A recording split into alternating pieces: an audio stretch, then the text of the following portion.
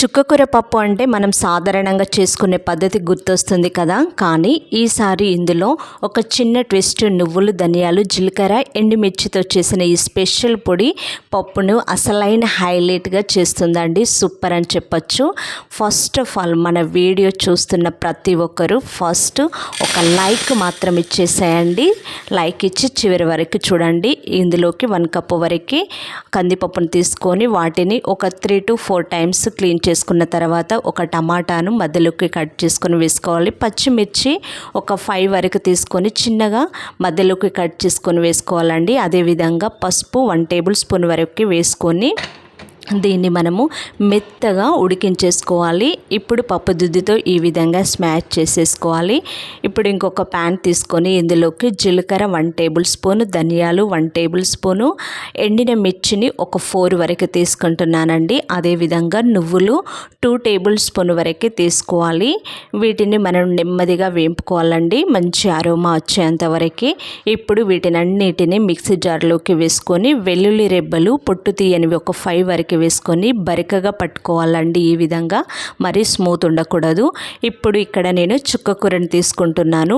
Minimum ఒక 3 కట్టల వరకు అయితే తీసుకున్నానండి, కాడలు లేకుండా తీసుకొని.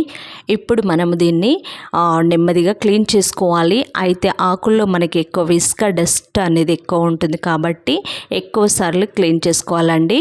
ఇప్పుడు ఇంకొక కడాయి తీసుకొని ఆయిల్ హీట్ అయిన తర్వాత పచ్చిమిర్చిని ఒక 3 వరకు తీసుకొని మధ్యలో కట్ చేసుకొని వేసుకోవాలి. అందులోకి 4 వెల్లుల్లి రెబ్బలను వేసుకొని ఇప్పుడు ఈ చుక్క కూరను అంతటిని ఇందులోకి యాడ్ చేసి 1 టేబుల్ స్పూన్ వరకు సాల్ట్ను కూడా యాడ్ చేసి నెమ్మదిగా మనము మగ్గించేసుకోవాలి. ఆకుకూర ఎక్కువ టైం అయితే పట్టదు, వితిన్ 2-3 మినిట్స్లో మనకి ఈజీగా మగ్గిపోతుంది. ఇందులో ఉన్న వాటర్ కంటెంట్ అనేది మనకి ఈ విధంగా కంప్లీట్గా వెళ్ళిపోవాలండి. మంచిగా స్మాష్ అయిపోయింది కదా, బట్ ఇందులో మనకి మిర్చి, వెల్లుల్లి రెబ్బలు టేస్ట్ కూడా తెలవాలి కాబట్టి పప్పు దుద్దితోటి మనము డైరెక్ట్గా ఈ విధంగా మనము స్మాష్ చేసుకున్నామంటే ఈజీగా మనకి ఆ ఫ్లేవర్ అనేది ఇందులోకి యాడ్ అయిపోతుందండి. చూస్తున్నారు కదా, ఇప్పుడు ఇందులో ఉన్న పచ్చివాసన అనేది పూర్తిగా పోయింది. ఇదే టైంలో మనం ముందుగా పట్టుకున్న ఈ పౌడర్ని అంతటిని ఇందులోకి యాడ్ చేసేద్దాము.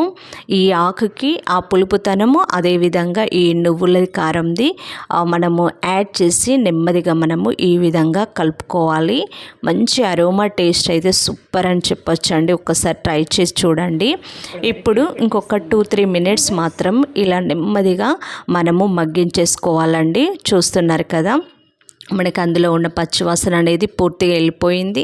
ఇప్పుడు మనము ముందుగా స్మాష్ చేసుకున్న కందిపప్పును కూడా ఇందులోకి మనము యాడ్ చేసి వాటర్ కూడా యాడ్ చేద్దామండి. వాటరు 1 గ్లాసు వరకు యాడ్ చేసి మనం దీనంతటిని బాగా కలుపుకోవాలి. ఈ పులుపు, కారం పొడిని అన్నిటిని బాగా పట్టుకునేలాగా ఉండలు లేకుండా ఈ విధంగా కలుపుకొని కరివేపాకండి 1 రెమ్మ వరకు మధ్యలోకి కట్ చేసుకొని వేసుకొని గుప్పడంత వరకు మనము కొత్తిమీరని కూడా యాడ్ చేసి ఒక్కసారిగా కలుపుకోవాలండి.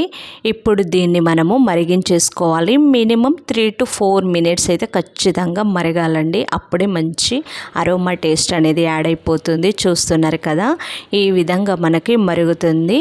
ఇప్పుడు ఇందులోకి మనము పోపును రెడీ చేసుకుందామండి. పోపుకు జీలకర్ర, ఆవాలు, మినపప్పు, శనగపప్పు, అదేవిధంగా కొద్దిగా మనకి కరివేపాకును 2 రెమ్మల వరకు అయితే నేను వేసుకున్నానండి. ఎండిన మిర్చిని ఒకటిగా మధ్యలోకి కట్ చేసుకొని వేసుకొని కొంచెం పసుపును కూడా యాడ్ చేసి పచ్చివాసన పోయేంత వరకు మనం నెమ్మదిగా ఈ ఆయిల్లో మనం వేపుకొని లాస్ట్గా ఇందులో గుప్పెడంత వరకు కొత్తిమీరను కూడా పోపులో వేసుకుంటే కూడా చాలా టేస్టీగా ఉంటుందండి.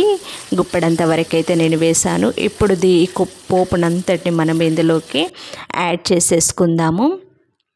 చాలా డిఫరెంట్గా మంచి అరోమా టేస్ట్ అనేది అయితే సూపర్ వచ్చింది. ఇలాంటి ట్రెడిషనల్ వీడియోస్ చాలా ఉన్నాయి, ట్రావెల్ వీడియోస్ కూడా ఉన్నాయండి. ఖచ్చితంగా చూడండి.